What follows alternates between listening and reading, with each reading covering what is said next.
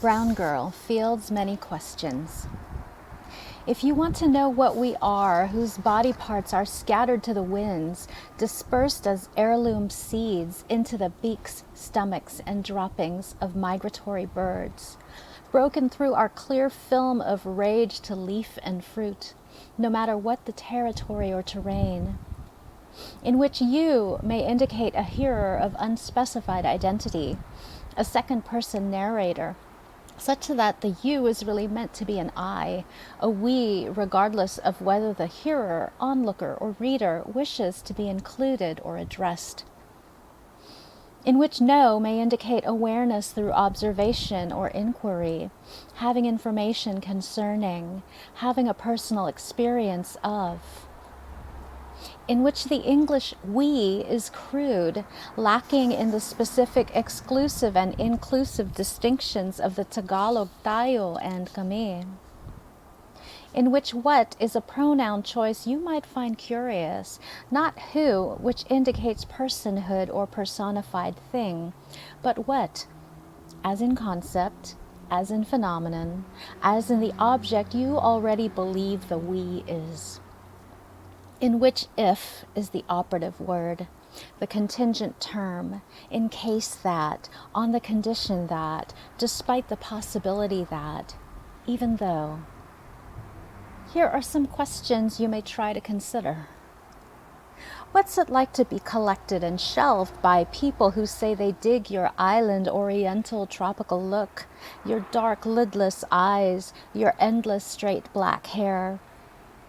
What's it like for them to tell you with their wide, round eyes how lovely your accent is? They can't identify where it's from, though. And yet you speak such good English. How is that possible? What's it like to have white people coming up so close, gawking and poking at your flat little nose, your little body, touching your silky hair? What's it like to hear them tell you 24/7 that they wish they could bottle your skin like a liquid boutique bronzer for that tawny, warm glow? All that gold. What's it like to be this sun-kissed, plump-lipped, almond-eyed, fine-boned, tiny thing, to be so precious and treasured and sublime? What's it like to be so treasured, to be trafficked? What's it like to be locked in for your own good so no one will get their oily fingerprints on you, so that no one can hear your soft, soft asking voice? What's it like when they mispronounce your alien name and shrug, when they tell you your ass should be deported? What's it like when they push you off the sidewalks and into the gutters? What's it like when they ask if you were bought from a catalog? What's it like when they mistake you for the help, the nanny, the maid, the janitor, the dishwasher, when they say you speak such good English? How is that even possible? What's it like when they ask whether your mother was a green card hunting whore, a nudie dancer near the military base, a drug addict, a welfare cheat? What's it like when they say you are an illegal, when they say fucking monkey, when they say why do you eat dog, when they call you a dirty Filipino? What's it like when they tell you you should be grateful? What's it like when white kids in a prom limo yell, fucking Jap, go back to China? What's it like when big white dudes get in your face shouting anything not white, not right? Who will remind you of Bulosan's songs of love? This meant something to you once. Who will remind you where the heart is? There, between your third and fourth rib. Who will blame you for effacing your face, for peeling your skin from your body? What's it like when white people yell at you that you ruined the neighborhood because you people kept landing at SFO and goddamn Minetta is named after you people now? You took over our church, you took over our market, you took over our donut shop, you took over our liquor store, you took over our beauty salon with your chatter and your babies. What's it like when they yell at you that you have so many damn babies? Now you are taking over Silicon Valley and all the schools, and now everything smells like fried fish and feet, all the weird shit you people eat. This place was quiet, but now your grandma's yelling who knows what to your uncles and your cousins. Why can't she just speak English? Fix your busted cars in the driveway, parked on the weeds in your junk front yard. They're spilling into our streets. You're parked in front of my home. Move your damn car. Stay away from my daughters. Stay away from my dog. Fix your lawn. This is not the ghetto where you belong. What's it like when they yell, how many goddamn illegals can you pack into that little house? Fix your paint job. This is not the ghetto. There are so many of you. You've snatched up all the houses. You built over the old orchards. You picked the apricots, gladiolas, and almonds. We remember the mustard flowers and the dragonflies. Our children rode their ribbon bicycles. But now your boys racing rice rockets break the quiet into pieces. You killed our peace. You stupid Filipinos can't even drive.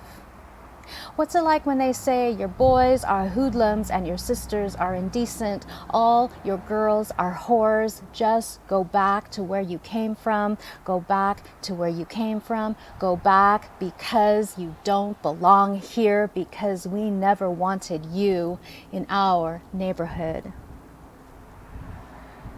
How are you still here, breathing, working, hustling like a motherfucker? How haven't you given up? When everybody tells you not to speak, how are you speaking? How haven't you disappeared into your sheets, into the dark, with the windows shut and the front door bolted? How do you step outside your front door every day? How do you stand and walk that walk? How aren't you afraid? Sister, were your parents afraid? How did they teach you to be so still? Please teach me how to be still like you.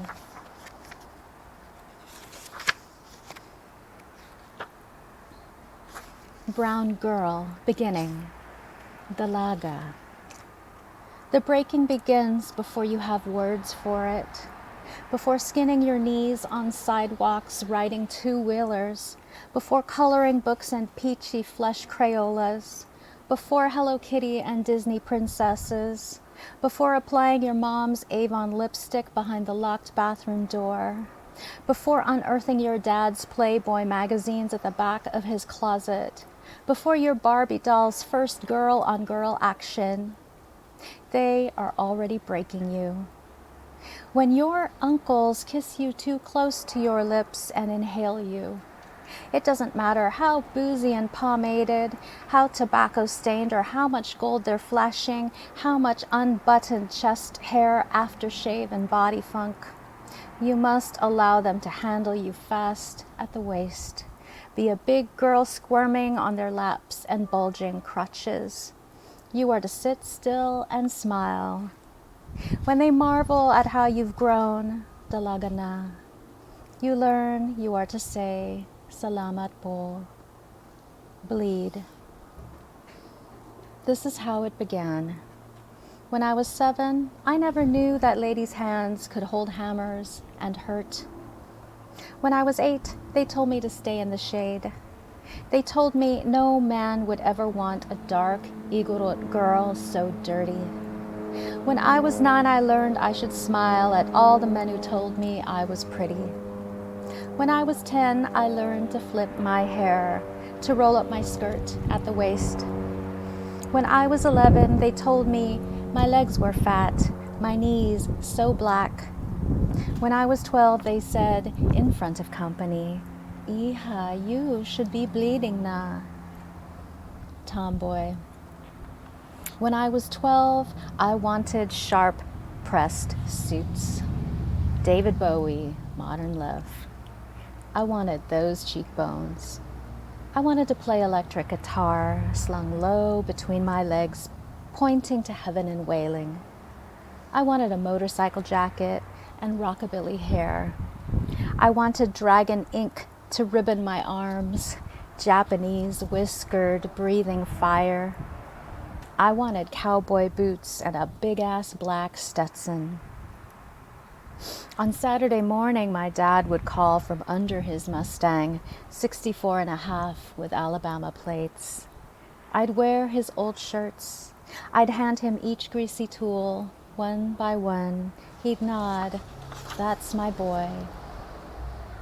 Becoming. When I was 13, they let me dance with boys 5, 6 years older than me. When I was 14, they told me I gained weight. They told me my hips were wide.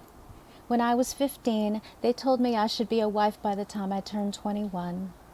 When I was 16, they told me to study hard and go to college. They told me to stay away from boys. They told me to let the men drive.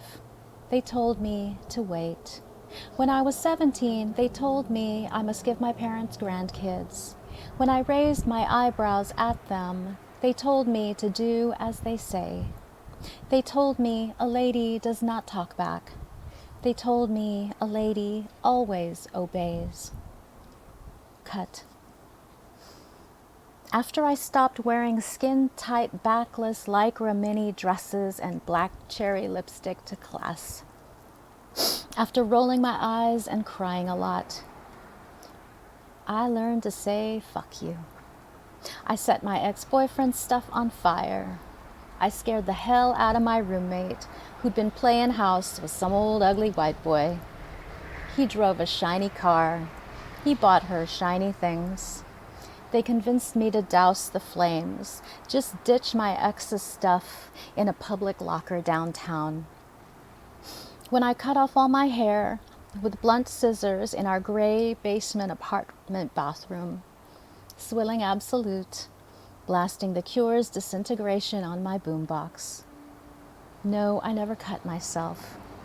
Yes, I dropped out of college. No, I did not eat.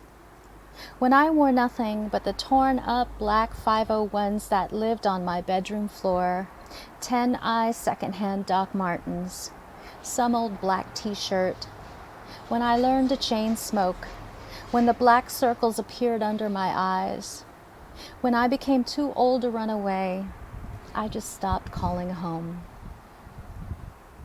Run. One day, a group of boys said they'd rape you. Just drag you behind the bushes and rape you. Just like that. Because you did not smile at them. Because you did not say thank you.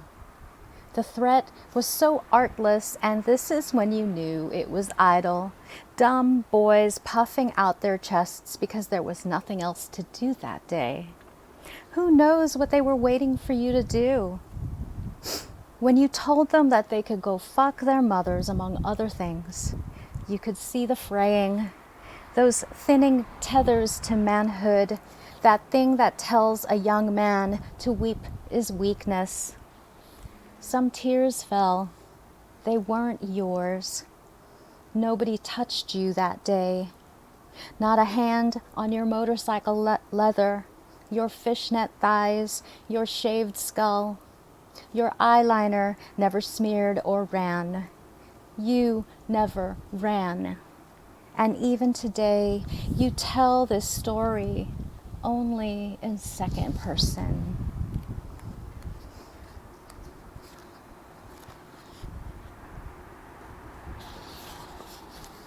Dear Brown Girl, after all this, you still ask me how it is I arrived at the poem. I want to tell you about my rounded, looping penmanship in berry-scented ink. I want to tell you about typing my words on an old typewriter, pushing its carriage return, poems with no correction tape. I want to tell you about drafts upon handwritten drafts, about the smell and feel of so much cream and marbled Florentine paper, about cutting class and taking the afternoon to shop for hand-crafted notebooks and writing implements. I want to tell you about my pink-inked lowercase i's dotted with chubby hearts. I held so much unrequited sweetness. I want to say I was waiting. But I don't know what I was waiting for. So much ache, so much breaking. I want to say so much about silencing and time. And this is my last poem. Dear brown girl, what if I told you that you don't have to do as you're told? Yes, you can cut up the script they made you recite by heart with your cut up tongue. Yes, by those people who wanted you to be their lace-trimmed pink silk ribboned heart-shaped box. Yes, they wanted you to let them open you up. They wanted to split open all your little smooth, sweet pieces, to mouth you, to melt you, as if you would just let them. Yes, you are allowed to open, twirl your butterfly-bladed words. Siete cuchillos. I see you, sister, your swift knives concealed under your lace-edged, silk-ribboned skirt. Thank you all so very much.